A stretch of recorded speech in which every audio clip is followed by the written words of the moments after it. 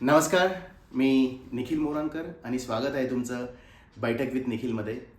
आजचा आपला केदारनाथ बद्रीनाथ यात्रा 2025मधला एपिसोड 3, ज्याच्यामध्ये आपण बघणार आहोत माझा अनुभव अबाउट यमुनोत्री. सो यमुनोत्री मैया, सगळ्यात पहिले यमुनोत्री मैया की जय. सो यमुनोत्रीबद्दल बोलायचं म्हणजे काय तर आम्ही आमचा प्रवास सुरू केला. पहिल्या दिवशी आम्ही हरिद्वारला गेलो. ऋषिकेश शेवटी केलं होतं आम्ही, पण आपण त्याचा भाग पहिले घेतला आहे. हरिद्वारवरनं आम्ही निघालो आणि आम्ही खरादी नावाच्या गावामध्ये पोचलो. एक जवळपास आम्हाला एक 7-8-10 तासाचा प्रवास आम्ही केला हरिद्वारपासून निघून खरादी गावापर्यंत पोहोचण्यासाठी. जेव्हा आम्ही खरादी गावाला गेलो तर खरादी गावाला जात असताना आम्ही पहिले लाखा मंडलाचं दर्शन घेतलं. आता लाखा मंडल जे आहे ते असं म्हटलं जातं की पांडवांसाठी जो लाखेचा महल बनवला होता, त्यांना जाळण्यासाठी, त्यांना मारण्यासाठी, त्यांच्यासोबत घात करण्यासाठी, तो तिथं बनवला होता. तिथं अजून पण त्याचा एक प्रकारचं तुम्हाला ते बघू शकता. लाखाचं मंडल असं काही नाही, पण असं म्हणतात लाखा मंडल गाव आहे. तिथं तुम्हाला त्रेतायुगापासून सत्ययुगापासून आतापर्यंतचे कलियुगापर्यंतचे सर्व प्रकारचे जे आहे ते महादेवाचे पिंड तिथं बघायला भेटतात. ते महती तिथं तुम्हाला ते एक खूप छान सांगतात ते पंडितजी. तुम्ही जाऊ शकतात. खूप चांगला पॉझिटिव्ह वाईब्स आहेत. परंतु तिथं अजून एक गोष्ट आहे जी खूप मनमोहक आहे. डेफिनेटली दर्शनासोबत तुमचं मन मोहून घेतं. मला खूप छान छान तिथं छोट्या छोट्या गायी होत्या, त्यांच्यासोबत खेळायचा आनंद भेटला. खूप सुंदर होत्या आणि मी शक्यतो प्रयत्न करेल कमेंट्समध्ये पिन करायचे ते फोटो जे येते, किंवा मग शॉर्ट्समध्ये मी तुम्हाला डेफिनेटली ते ॲड करेल. आणि तिथं एक महादेवाची पिंड आहे जिच्यावर जर तुम्ही पाणी वाहतात तर तुम्हाला तुमचा स्वतःचा चेहरा तिथं बघायला भेटू शकतो. खूप सुंदर आहे. आणि लाखा मंडलपासून थोड्याच अंतरावर जे आहे ते खरादी जे गाव आहे. खरादी गावाची खासियत म्हणजे असं की मी बघितलं तिथं प्यायसाठी पाण्याला आपण टाक्या वगैरे करतो, तिथं त्यांनी झरण्यांना डायरेक्ट पाईप लावलं. तिथं तुम्ही चालू करायचं आणि त्याचंच पाणी प्यायचं. डोंगरावरनं येणारं सरळ पाणी, प्युअर, सगळे मिनरल्स युक्त, कोणत्याच गोष्टी. किती नशीबवान लोक आहेत ना ते, की त्यांना मिनरल्सची गरज नाही ॲड ऑन करायची किंवा पाणी स्वच्छ करण्याची गरज नाही. याच्यावरनं पण एक की आपण त्याच्यात कम नशिबी, त्याच्यामध्ये ते नशिबी. पण खरादी गावामध्ये आल्यानंतर ना आम्ही दुसऱ्या दिवशी जी यमुनोत्रीची यात्रा चालू करणार होतो, तर तेव्हा एक तिथंच एक घोडे डोलींसाठी जो एक त्यांचा प्रतिनिधी आमच्यापर्यंत आला होता. आमचे जे आयोजक होते त्यांनीच त्याला बोलवलं होतं, जेणेकरून दुसऱ्या दिवशीची जर्नी आमची सोपी झाली पाहिजे. कारण की जवळपास 28-29 डोल्या आम्हाला लागणार होत्या, तर ते प्रॉब्लेम नको यायला त्या हिशोबाने. तर त्याने सांगितलं की सर मैं 6 महीने यहाँ पे रहता हूँ और 6 महीने कहीं दूसरी जगह पे चला जाता हूँ रोजी रोटी के लिए. तर कोणत्या ना कोणत्या गोष्टीची कमी तुम्हाला डेफिनेटली बघायला भेटणार आहे. प्रत्येक गोष्ट तुम्हाला 100% आयुष्यात भेटेलच याची आशंका नसते. त्याच्यामुळे जे आहे त्याच्यात समाधान मानायला आपण पाहिजे, हे त्याच्यातनं मी तिथं नक्की शिकलो. अजून दुसरी गोष्ट, तिथं जे लाकूड वापरलं जातं, बहुतेक बरेचसे जण देवदारचं लाकूड वापरतात. ती आम्ही ज्या हॉटेलला थांबलो तिथं पण देवदारच्या लाकूडपासूनच जे फर्निचर वगैरे बनवलं होतं. आणि त्याचा वास, एक सुवास येतो, जो बजरंग लेपचा कसा वास येतो ना, त्या पद्धतीचा वास होता. ते खूप छान होतं. पण एक पर्टिक्युलर वेळेनंतर मला थोडंसं माझ्या डोक्यातच जात होतं.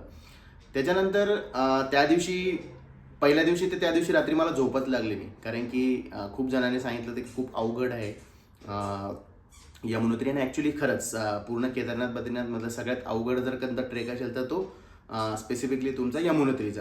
कारण की असा सरळ रस्ता कुठं नाही. जसं केदारनाथला सरळ रस्ता आहे, तसं इकडं काही सरळ रस्ता नाही. तुम्हाला थोड्या अवघड वळणांवरनंच जावं लागतं. तर बऱ्याचशा ठिकाणी तुम्ही घोड्यावर जातं वाकायचे, त्याच्यातनं लोक डोली घेऊन जातात. तिथं अजून एक गोष्ट शिकायची, बघायची म्हटली ना, तर जे लोक तुम्हाला डोलीने वगैरे घेऊन जातात ना, त्यांची जी रिदम असते चालायची, तुम्ही जर कधी गेले भविष्यात किंवा तुम्हाला व्हिडिओज बघायला भेटले तर माझ्याकडे असतील ते पण मी टाकेलच. तर तुम्ही बघशाल तर तुम्हाला समजेल की एका रिदममध्ये चालतं. असं कधीच होत नाही की एक पाय इकडे टाकतोय, दुसरा इकडे टाकतोय. सगळेजण एका हिशोबाने चालतात आणि ते त्यांच्या ध्येयापर्यंत पोचतात. त्याच्यातनं शिकण्यासारखी गोष्ट ही होती की म्हणजे माझ्या पर्सनल लर्निंगमध्ये जे मला बेनिफिट झाला त्याचा, की टीम युनिटी जर असेल तर तुम्ही काही साध्य करू शकता. ती त्यांची टीम युनिटी. आणि खास करून डोलीवाले जे लोक असतात तिथले, ते नेपाळी असतात.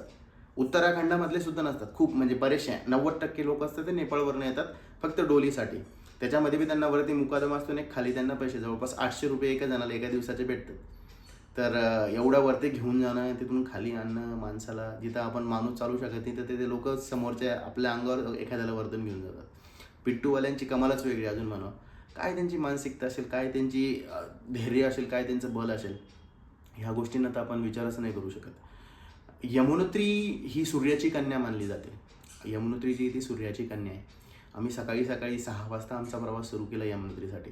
एक साधारणतः 9 वाजेच्या दरम्यान, 8:30-9च्या दरम्यान आम्ही वरती जाण्यासाठी स्टार्ट केलं. यमुनोत्रीची जी एनर्जी खूप पॉझिटिव्ह आहे. मी म्हणतो प्रत्येक उत्तराखंडमधले प्रत्येक भगवंत, जिथं पण तुम्ही मंदिरात जातात, जिथं तुमच्या धार्मिक स्थळाला जातात, तिथली एनर्जी पॉझिटिव्हच असते. प्रचंड छान. कारण की आमचा पहिला टप्पा होता आणि पहिला अवघड टप्पा पार करून आम्ही वरपर्यंत आलो होतो. आणि माझ्यासाठी एक पर्सनल अचिव्हमेंट होती, ज्या भीतीमुळे मी पूर्ण रात्रभर झोपलो नव्हतो. त्याच्यामुळे मला खूप छान वाटत होतं, काहीतरी अचीव केल्यासारखं वाटत होतं. आणि आम्ही गेलो, मंदिरात दर्शन घेतलं. तिथं आपला यमुना मातेची मूर्ती आहे, बाजूलाच गंगेची पण मूर्ती आहे, तिने तिथे ठेवली. तिथे दर्शन घेतलं. सूर्यकुंड आहे, सूर्याची मुलगी आहे. आणि तिथली एक प्रथा आहे, प्रत्येकाच्या श्रद्धेनुसार आपण करतो, पण आपण तांदूळ घेऊन जाऊ शकतो आपल्या इथून, आणि ते तांदूळ तिथं अर्ध शिजवून आणायचे त्यात सूर्यकुंडामधनं. एक पोटलीमध्ये बांधून जर तुम्ही तिथं सोडले ते ऑटोमॅटिक शिजतात. आणि ते नैसर्गिक कुंड आहे. आता कोणी त्याला सल्फरमुळे म्हणतात, नैसर्गिक म्हणतात, पण भगवंताची लीला आहे ना.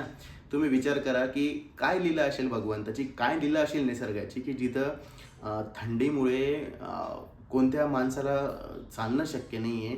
तुम्ही आग लावशाल तर विजून जाईल ते, तुम्ही काही गरम करशाल लगेच थंड होईल. तिथं तप्त कुंड आहेत. मग ते नैसर्गिकदृष्ट्या येऊ का भगवंताच्या दृष्टीने, मला असं वाटतं की भगवंताचीच लीला आहे. आणि हे बघण्यासारखं आहे. तुम्ही एवढ्या थंडीमध्ये कुडकुडताय आणि तिथून गरम पाणी येत आहे, तिथं लोक आंघोळ करू शकतात. काय कला आहे.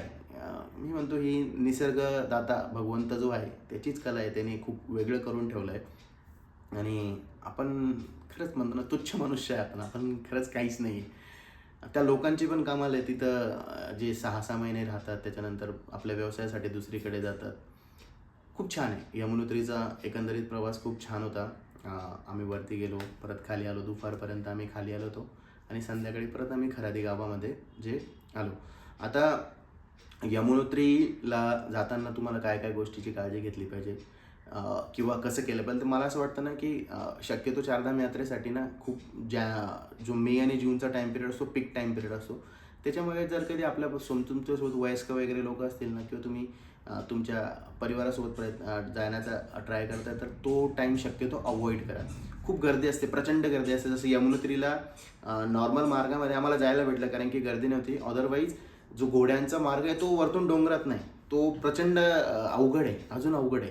तर त्या गोष्टी आपल्याला थोडं समजून घेणं गरजेचं आहे की शक्यतो प्रयत्न करा की अशा टायमिंगला जा, जो ऑफ सीझन, जसं सप्टेंबर असतो, ज्या काळामध्ये सण वगैरे असतात. उलट चांगलं आहे ना, सणावारांमध्ये जर कधी नवरात्रीमध्ये तुम्ही जाताय तर किती चांगली गोष्ट आहे. तुम्ही भगवंताच्या त्या महिन्याच्या टाईम पिरियडमध्येच तुम्ही भगवंताला जाता, तर अजून चांगली गोष्ट तुम्ही तिथे म्हणू शकता.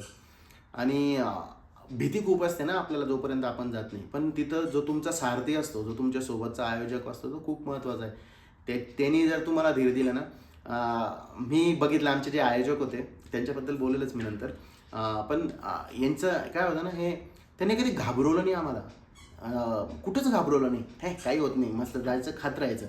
म्हणजे जाताना तुम्ही खात राहा, तुम्ही फ्रेश राहा, सगळं ओके होईल. जसं डॉक्टरकडे गेल्यानंतर डॉक्टर कसा बोलतो त्याच्यावरनं पेशंट 50% बरं होतो ना, तसं तुम्ही कोणत्या क्षेत्रात जातात, तुमचा आयोजक, तुमचा सारथी खूप महत्त्वाचा आहे. म्हणून मी म्हणतो की प्रयत्न करा की अशा लोकांसोबत जाते तुम्हाला पॉझिटिव्ह एनर्जी देईल पहिल्या दिवसापासूनच. ठीक आहे, तुम्ही कोणासोबतही जाऊ शकतात. एकटेसुद्धा गेले तर असे लोक घेऊन जा जे पॉझिटिव्हली एनकरेज असतील, किंवा तुम्ही त्यांना पॉझिटिव्हली एनकरेज करा. पण जा, नक्की जा. तुम्ही जा, तुमच्या परिवारासोबत जा, फ्रेंड्स सर्कलसोबत जा, पण नक्की जा. नक्की आपण यमुनोत्रीला पण जायला पाहिजे. फक्त केदारनाथ बद्रीनाथ करून नाही, यमुनोत्री गंगोत्रीचं पण दर्शन नक्की घ्या. अजून तिथली एक खास गोष्ट म्हणजे आम्ही जेव्हा यमुनोत्रीला जात होतो, तर यमुनोत्रीला जात असताना मी बघितलं की बऱ्याचशा ठिकाणी जे रस्ते ना, पहिले आम्ही जायच्या पहिले काही दिवसांपूर्वी रस्ते बंद होते, कारण की तिथं हे झालं होतं, म्हणजे जे नैसर्गिक आपत्तीमुळे पूर्ण रोड चालले गेले ते. काय लोकांची कला आहे, काय सरकारी लोकांची कला आहे.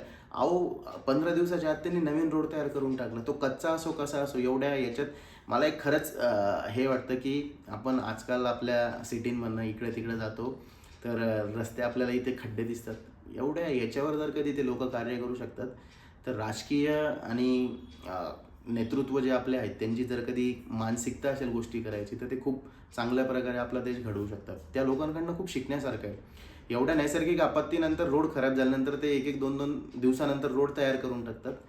ती खरंच कला आहे आणि ती गोष्ट खूप शिकण्यासारखी होती. मला खूप छान वाटलं त्या गोष्टींमधनं. अ, अ, एकंदरीत खूप छान आमचा प्रवास झाला जो यमुनोत्रीचा. यमुनोत्रीला नक्की जा. यमुना मैया जी पुढं दिल्ली वगैरे ह्या भागामध्ये पुढं चालून येते. तर यमुनेच्या स्थानाला जा तुम्ही, तिथं दर्शन घ्या. खूप छान वाटेल तुम्हाला, पॉझिटिव्ह फील होईल आणि इट इज कम्प्लिटली मिरॅकल. पहिला टप्पा आम्ही पार केला होता आणि खूप छान वाटत होतं मला पर्सनली. आणि आमचे घरातले सगळे एकदम खुश होते की आमचा एक टप्पा पार पडला. 25% यात्रा आज कंप्लीट झाली. त्याच्यानंतर आम्ही जाणार होतो गंगोत्रीला, जे आपण पुढच्या भागात बघणार आहोत. तर पुढचा भाग बघण्यासाठी स्टे ट्यून. आजचा भाग कसा वाटला नक्की सांगा आणि काही सूचना असतील तर मला कळवा. तसेच आलाच आहात तर लाईक करा, कमेंट करा, शेअर करा, आपल्या परिवार आणि मित्रांसोबत शेअर करा. धन्यवाद.